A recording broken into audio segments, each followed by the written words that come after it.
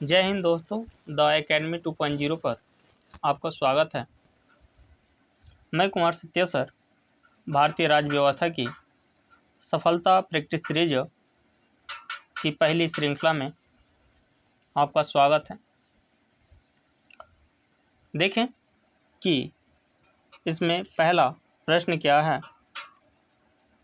तो पहला प्रश्न है, संविधान सभा के प्रारूप समिति के अध्यक्ष कौन थे। ऑप्शन ए है doctor Rajendra Prasad, option B है BR अम्बेडकर, ऑप्शन सी है C राजगोपालाचारी और ऑप्शन डी है जवाहरलाल नेहरू। यहाँ देखें कि जो प्रारूप समिति है इसका गठन कब हुआ था। तो इसका गठन हुआ था 29 अगस्त 1947 को। कब गठन हुआ था। इसका गठन हुआ था 29 अगस्त 1947 को इसका गठन हुआ था। जो प्रारूप समिति है ये कुल 7 सदस्यीय थी। कुल कितने सदस्य थे। तो इसमें कुल सदस्यों की संख्या कितनी थी, 7 थी, जिसमें एक अध्यक्ष प्लस 6 अन्य सदस्य शामिल थे। इसके जो अध्यक्ष थे वो कौन थे। तो डॉक्टर BR अम्बेडकर थे। इसके साथ ही साथ देखें कि जो 6 इसके अन्य सदस्य थे वो कौन थे। तो इनमें देखें कि जो पहले सदस्य थे उनका नाम था N गोपालास्वामी अयंगर। N गोपालास्वामी अयंगर। दूसरे जो सदस्य थे उनका नाम था AK आयर या आयर, AK आयर। तीसरे जो सदस्य थे उनका नाम था सैयद मोहम्मद सादुल्ला। क्या नाम था, सैयद मोहम्मद सादुल्ला। इसके अलावा अगर चौथे सदस्य की बात करें तो जो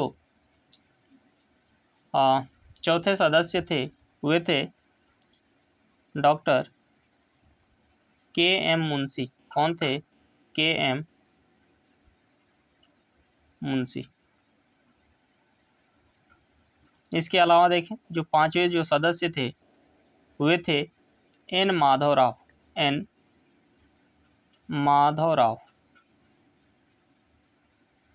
N माधवराव। और ये किन की जगह पे आए थे। तो ये आए थे BL मिश्र के स्थान पर। BL मिश्र के स्थान पर ये आए थे। इसके अलावा देखें कि जो छठवें सदस्य थे उनका क्या नाम था। तो उनका नाम था TT कृष्णाचारी। TT कृष्णाचारी। और ये किसके स्थान पे आए थे। तो ये आए थे DP खेतान। DP खेतान के मृत्यु पर, यानी जब DP खेतान की मृत्यु हो गई तो उनके स्थान पे कौन आए थे, TT कृष्णाचारी आए थे। तो यहाँ देखें कि प्रारूप समिति के अध्यक्ष कौन थे। तो BR अम्बेडकर। वहीं अगर डॉक्टर राजेंद्र प्रसाद की बात करें तो जो डॉक्टर राजेंद्र प्रसाद थे ये संविधान सभा के अध्यक्ष थे। ये किसके अध्यक्ष थे। तो ये संविधान सभा के अध्यक्ष थे। संविधान सभा के अध्यक्ष थे। इसके अलावा और देखिए किसके अध्यक्ष थे। तो ये झंडा समिति के अध्यक्ष थे। झंडा समिति के अध्यक्ष थे। इसके अलावा देखें तो ये संचालन समिति के अध्यक्ष थे। संचालन समिति के अध्यक्ष थे। इसके अलावा देखिए और किसके अध्यक्ष थे। तो संचालन समिति हो गया और कौन था। तो और था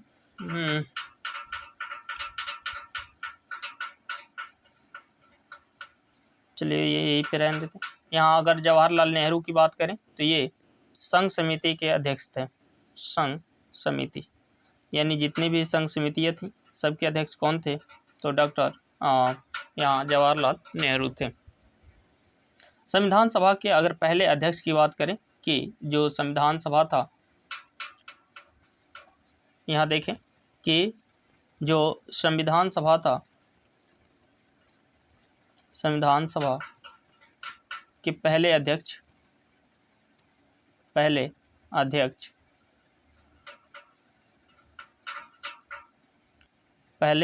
की बात करें कि पहले अध्यक्ष कौन थे? तो ये थे सच्चिदानंद सिन्हा। कौन थे? सच्चिदानंद सिन्हा, जो संविधान सभा में सबसे बुजुर्ग व्यक्ति थे और इनको ही अध्यक्ष बनाया गया। चूँकि ये कैसे अध्यक्ष थे? तो ये अस्थायी अध्यक्ष थे। कैसे अध्यक्ष बनाए गए थे? अस्थायी अध्यक्ष। चूँकि संविधान सभा के गठन की बात करें तो इसका गठन कब हुआ, मतलब इसके प्रथम बैठक कब हुई? तो इसका प्रथम बैठक हुआ था 9 दिसंबर 1946 को, जिसमें अध्यक्ष किसको बनाया गया था? तो सच्चिदानंद सिन्हा को। और इनको क्यों अध्यक्ष बनाया गया? क्योंकि ये सबसे बुजुर्ग व्यक्ति थे। इसके बाद देखें कि यहाँ 11 दिसंबर 1946 को संविधान सभा की दूसरी बैठक होती है, जिसमें डॉक्टर राजेंद्र प्रसाद को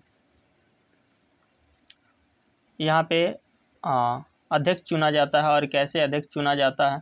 तो ये अस्थायी अध्यक्ष चुना जाता है। कैसे अध्यक्ष चुने गए? अस्थायी अध्यक्ष चुने गए। ठीक इसके 2 दिन बाद यानी 13 दिसंबर 1946 को जवाहरलाल नेहरू द्वारा एक प्रस्ताव लाया गया, जिसे उद्देश्य प्रस्ताव के नाम से जाना गया, या उद्देश्य प्रस्ताव के नाम से जाना गया। उद्देश्य प्रस्ताव लाया गया। ठीक है, आगे बढ़े। अगला प्रश्न है, जन शिकायत का निदेशालय कब अस्तित्व में आया? तो इसके अगर निर्देशालय की बात करें, यहाँ ऑप्शन दिया है 1982 में, 1988 में, 1994 में या 1998 में। चूँकि जन शिकायत की बात करें कि जन शिकायत जो निदेशालय है ये कब अस्तित्व में आया? तो ये अस्तित्व में आया था 1988 में। इसके बाद देखें कि अगला प्रश्न क्या है। अगले प्रश्न पर देखें, प्रश्न है कि किस प्रधानमंत्री ने प्रधानमंत्री का सचिवालय का नाम बदलकर प्रधानमंत्री का कार्यालय कर दिया? ऑप्शन ए है इंदिरा गांधी, ऑप्शन बी है मोरारजी देसाई, ऑप्शन सी है राजीव गांधी और ऑप्शन डी है पीवी नरसिम्हा राव। चूँकि अगर देखें कि किस प्रधानमंत्री ने प्रधानमंत्री का सचिवालय का नाम बदलकर प्रधानमंत्री का कार्यालय कर दिया, तो चूँकि देखें कि 1977 तक इसे प्रधानमंत्री का सचिवालय के नाम से ही जानते थे। किस नाम से जान रहे थे? प्रधानमंत्री का सचिवालय। प्रधानमंत्री का सचिवालय कहलाता था। लेकिन 1977 के बाद, यानी 1977 की बात देखें कि जब मोरारजी देसाई की जब सरकार आती है, तो ये इनका नाम बदलकर प्रधानमंत्री का कार्यालय कर देते हैं। और ये कब होता है? तो 1977 में। ठीक है, तो इसका जो राइट आंसर कौन होगा? तो इसका राइट आंसर होगा बी, मोरारजी देसाई। आगे बढ़ें तो देखें, अगला प्रश्न है कि भारत में संसद ने पंचायत यानी extension to the schedule areas कानून कब पारित किया था? ऑप्शन ए है 1993 में, ऑप्शन बी है 1995 में, ऑप्शन सी है 1996 में और ऑप्शन डी है 1998 में। चूँकि अगर extension to the schedule areas कानून की बात करें तो इसे 1996 में पारित किया गया था और इस कानून को पेशा कानून के नाम से भी जाना गया। इसी को क्या कहा गया? पेशा कानून। पेशा कानून,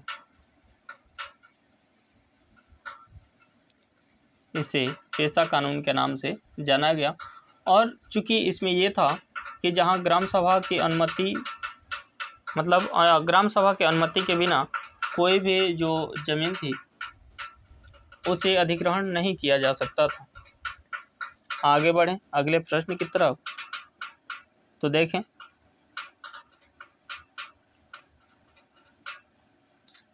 यहाँ देखें अगला प्रश्न है, निम्नलिखित में से कौन संविधान सभा का सदस्य नहीं था? आपको नहीं वाले पे ध्यान देना है। यहाँ देखें इसमें क्या पूछ रहा है कि निम्नलिखित में से कौन संविधान सभा का सदस्य नहीं था। इस नहीं वाले पे आपको क्या करना है?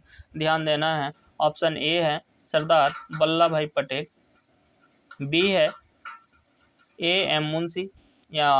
एम मुंशी, ऑप्शन सी है जयप्रकाश नारायण और ऑप्शन डी है जेबी कृपलानी। चूँकि देखें कि जो संविधान सभा था उसके कौन सदस्य नहीं थे, तो जयप्रकाश नारायण इसके सदस्य नहीं थे। बाकी सरदार वल्लभ भाई पटेल, के एम मुंशी और जेबी कृपलानी जो थे इसके सदस्य थे। आगे देखें अगला प्रश्न है कि भारत के किस राज्य में स्थानीय शासन के लिए ओम्बुड्समैन है? ऑप्शन ए है कर्नाटक, ऑप्शन बी है केरल, ऑप्शन सी है तमिलनाडु, ऑप्शन डी है राजस्थान।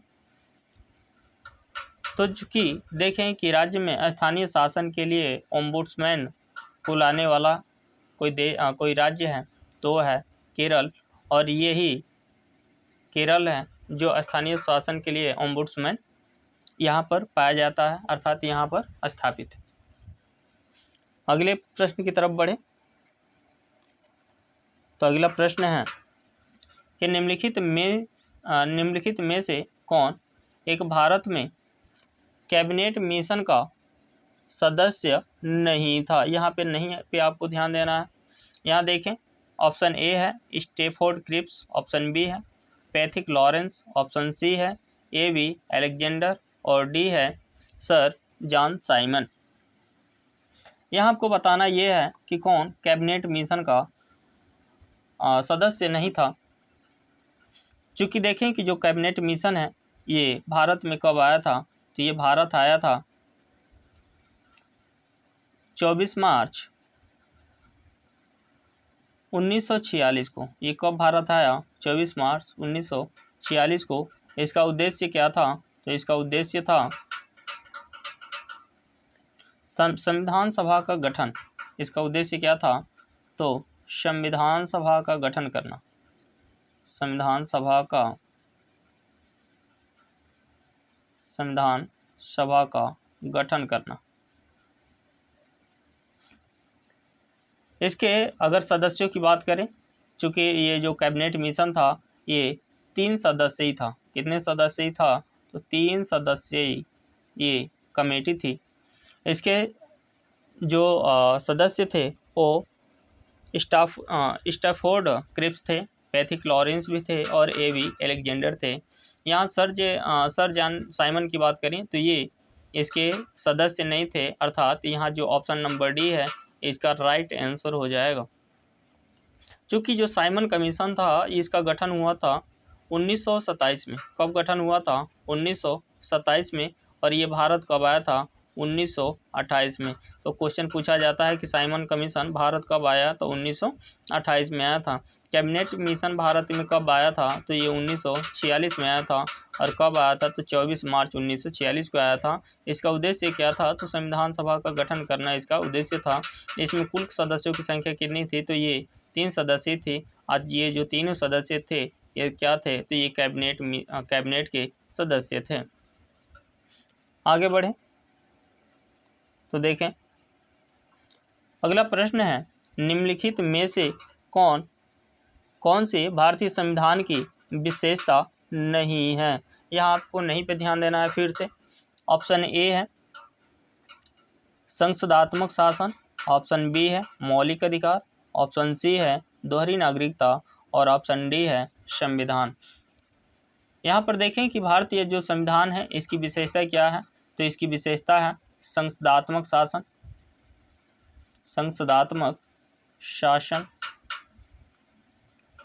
इसके अलावा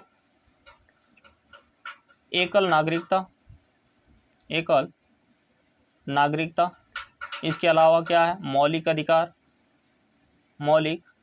अधिकार है, लिखित संविधान है,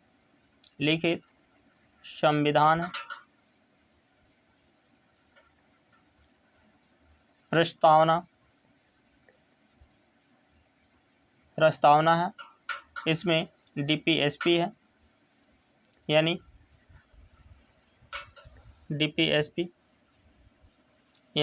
नीति निर्देशक तत्व है। फिर संविधान का संरक्षक सर्वोच्च न्यायालय संविधान का संरक्षक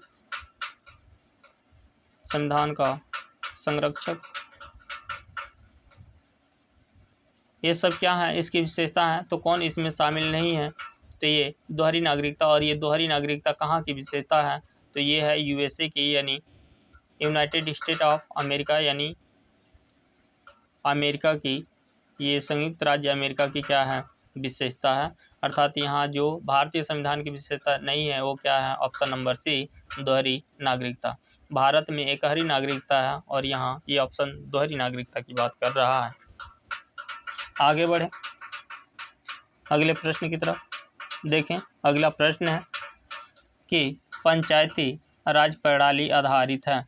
पंचायती राज प्रणाली आधारित है, किस पे आधारित है? ऑप्शन ए है शक्ति के केंद्रीकरण पर, ऑप्शन बी है ग्रामीण विकास पर, ऑप्शन सी है प्रशासन के सहयोग पर और ऑप्शन डी है सत्ता के विकेंद्रीकरण पर। चूँकि यहाँ देखें कि पंचायती राज जो प्रणाली है किसकी बात करता है? तो ये सत्ता के विकेंद्रीकरण की बात करता है, यानी ये सत्ता के विकेंद्रीकरण पर आधारित है। अर्थात प्रश्न नंबर 9 का जो राइट आंसर होगा ऑप्शन नंबर डी होगा। आगे बढ़ें, देखें कि जो अगला प्रश्न है कि किस संविधान संशोधन अधिनियम के द्वारा भारतीय नागरिकों के लिए मतदान की उम्र 18 वर्ष कर दी गई थी? 18 वर्ष कर दी गई। ऑप्शन ए है 61वां संविधान संशोधन, ऑप्शन बी है 74वां संविधान संशोधन, ऑप्शन सी है 42वां संविधान संशोधन और ऑप्शन डी है 91वां संविधान संशोधन। चूँकि यहाँ देखें कि जो 42वां संविधान संशोधन है ये कब हुआ? तो 1976। 42वां संविधान संशोधन कब हुआ था? तो 1976 में हुआ था। और इसे किस नाम से जानते हैं? तो इसे मिनी कॉन्स्टिट्यूशन के नाम से जानते हैं, मिनी कॉन्स्टिट्यूशन।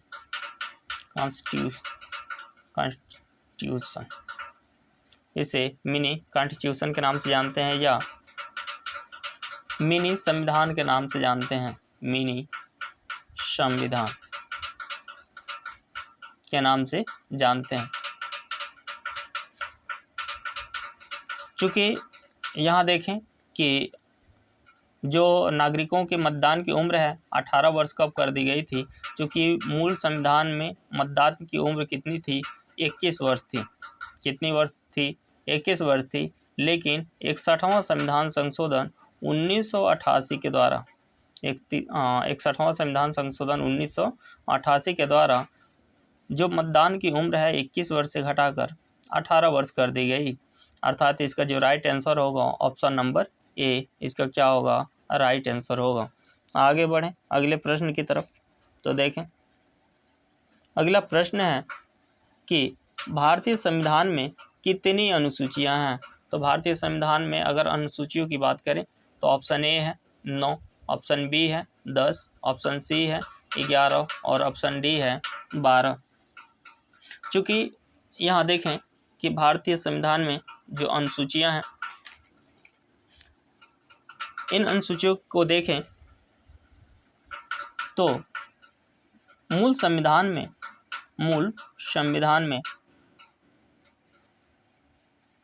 कितनी अनुसूचियां थी? तो मूल संविधान में 8 अनुसूचियां थी।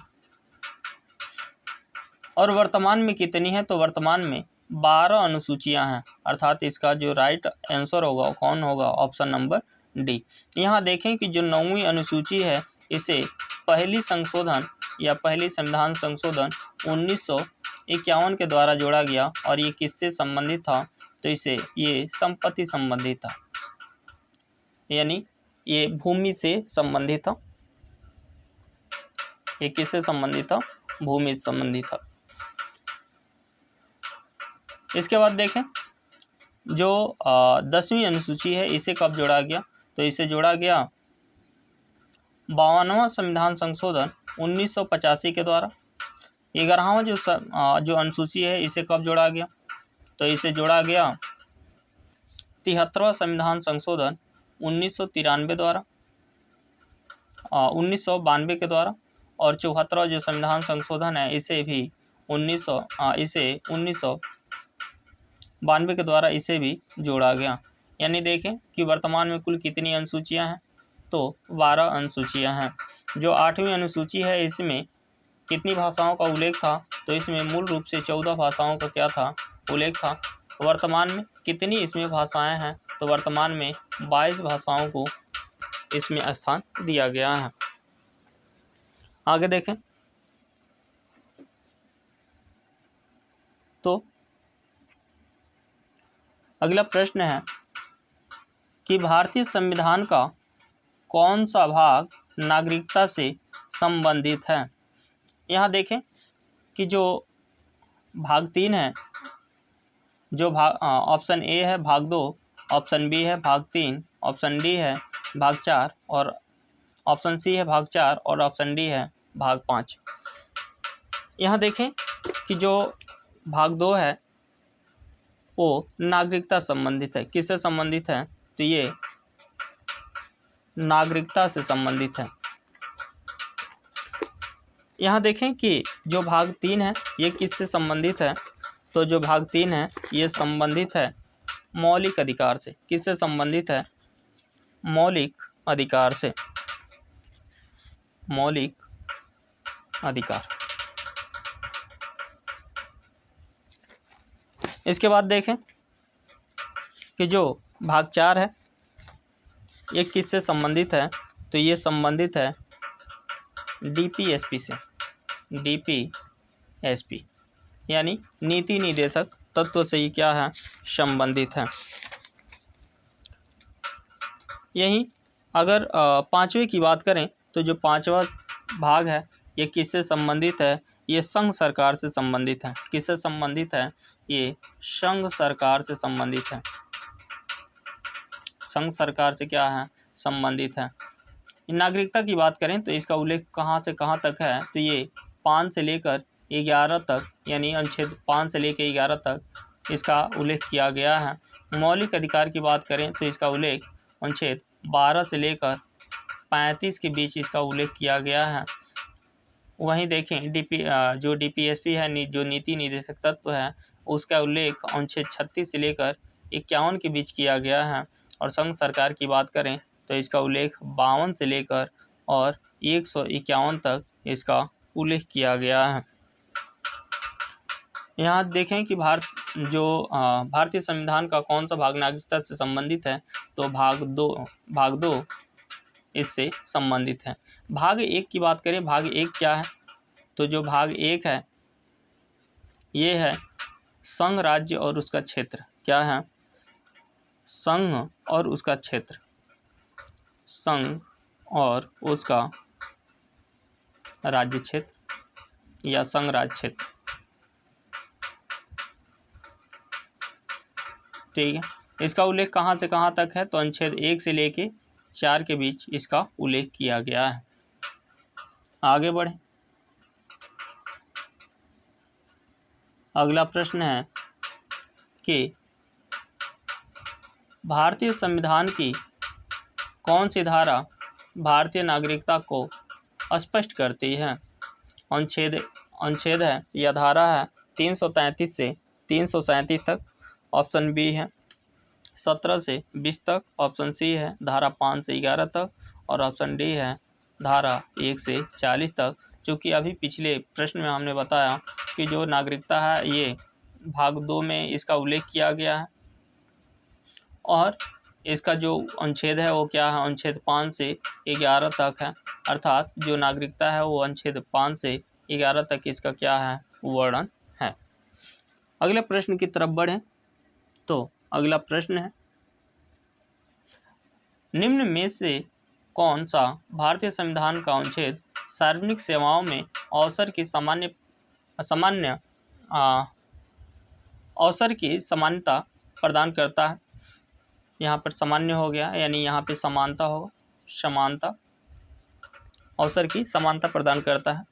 अनुच्छेद ए है अनुच्छेद 14, बी है अनुच्छेद 15, सी है अनुच्छेद 16, और ऑप्शन डी है अनुच्छेद 17। चूँकि जो अनुच्छेद 14 है, अनुच्छेद 14 क्या कहता है? अनुच्छेद 14 कहता है कि विधि के समक्ष समता की बात करता है। ये क्या करता है? विधि के समक्ष समता की बात करता है। विधि के समक्ष समानता या समता के समक्ष समानता या समता। अनुच्छेद 15 क्या कहता है? अनुच्छेद 15 कहता है कि जाति, धर्म, लिंग, जन्म स्थान, जाति, लिंग, धर्म, जन्म स्थान के आधार पर भेदभाव का निषेध करता है। भेदभाव का निषेध करता है। अनुच्छेद 16 ये अवसर की समानता की बात करता है। अवसर की समानता, और ऑप्शन डी जो है अस्पृश्यता के अंत की बात करता है। अस्पृश्यता का अंत।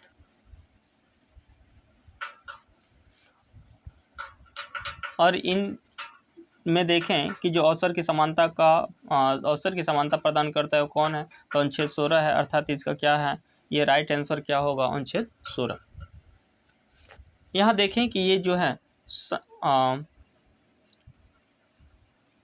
अगले प्रश्न की तरफ बढ़े तो अगला प्रश्न है कि संविधान सभा का गठन प्रस्तावित किया था। संविधान सभा का गठन प्रस्तावित किया था। ऑप्शन ए क्रिप्स मिशन के द्वारा, ऑप्शन बी कैबिनेट मिशन के द्वारा, ऑप्शन सी बेवेल योजना के द्वारा, और ऑप्शन डी माउंटबेटन योजना द्वारा। चूँकि देखें कि संविधान सभा का जो गठन का प्रस्ताव है किसके द्वारा प्रस्तावित किया गया था?